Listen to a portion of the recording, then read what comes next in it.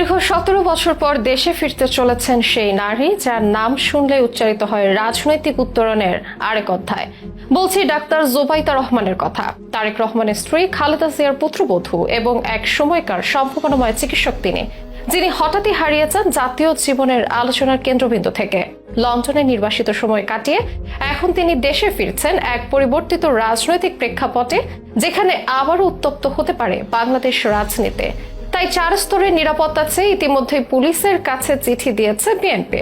প্রশ্ন উঠেছে, ঠিক কি বার্তা নিয়ে ফিরছেন জোবাইদা রহমান? আদালতের সাজা স্থগিত হলেও নিরাপত্তার ঝুঁকি কাটেনি। তাহলে কি এই ফেরা কেবল একজন স্ত্রী কিংবা মায়ের দেশে ফেরা, নাকি রাজনীতির মঞ্চেও নতুন এক প্রবেশের সূচনা?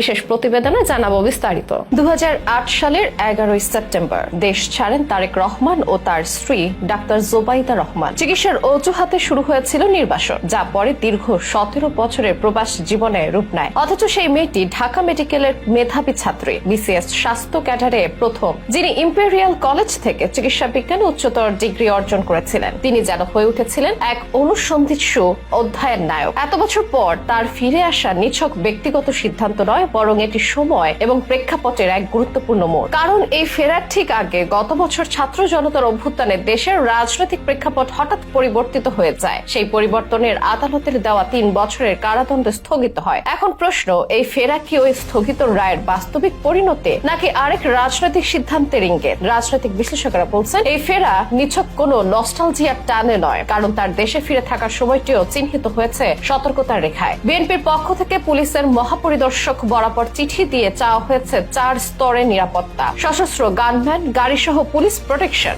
বাসায় আর্চওয়ে এবং পাহারা। চিঠিতে উল্লেখ করা হয়েছে তিনি ধানমন্ডির মাহবুব ভবনে থাকবেন, যেটি তার পৈতৃক ঠিকানা। এই মাহবুব ভবনে আজ হয়ে উঠেছে একটি রাজনৈতিক প্রতীক, যেখানে শহীদ জিয়ার উত্তরসূরিরা বারবার ইতিহাসের বাঁকে ফিরে তাকিয়েছেন। হয়তো এবারও সেখানে বসে নতুন কোন রাজনৈতিক পরিকল্পনার ছক আঁকা হবে। ডাক্তার জোবাইদা রহমান ব্যক্তিগত জীবনে যেমন সফল চিকিৎসক, তেমনি একটি রাজনৈতিক পরিবারের আদর্শ প্রতিনিধি। তার পিতা প্রয়াত রিয়ার অ্যাডমিরাল মাহবুব আলী ছিলেন রাষ্ট্রপতি জিয়ার আমলে নৌপ্রধান, পরে এরশাদের আমলে মন্ত্রী, আর তার চাচা বাংলাদেশের মুক্তিযুদ্ধের প্রধান সেনাপতি জেনারেল এম.এ.জি. উসমানী। তাই তাকে ঘিরে যে রাজনৈতিক বার্তা তৈরি হবে তা নিছক পারিবারিক আবেগ নয়, বরং ভবিষ্যতের রাজনীতিতে তার অবস্থান নিয়ে নতুন প্রশ্ন তুলে দিচ্ছে। রাজনীতি যেমন ব্যক্তিগত জীবনকে গ্রাস করে নেয়, তেমনি নীরবতা মাঝে মাঝে হয়ে ওঠে বৃহৎ কৌশলের অংশ। ডাক্তার জোবাইদা এতদিন ছিলেন রাজনীতি থেকে দূরে, কিন্তু কখনোই অনুপস্থিত ছিলেন না আলোচনায়। বিশেষ করে বিচার এবং রায় প্রাপ্তির পর আবার তার নাম উঠে আসে চর্চায়। এবার দেশে ফেরা হয়তো তাকে